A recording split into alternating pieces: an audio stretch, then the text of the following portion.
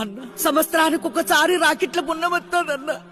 నా తోడబుట్టిన అన్న ఉన్నాడని నీ రాకిడి పట్టుకొని నీ ఇంటికి వస్తానే అన్నా. ఓ అన్న, నీ ఇంటికి వచ్చి నీ బంగారు చేతికి రాకీడు కడతానే అన్న. అన్నా రాకీడు కట్టినాక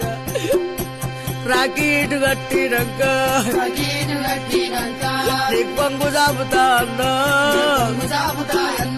నా చెల్లె వచ్చిల్లని వాళ్ళ నాకు సీరలు పెట్టాకన్నా.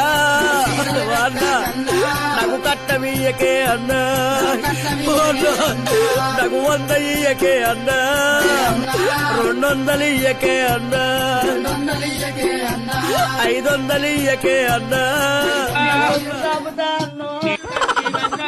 కొంగు చాపుతా అన్నో.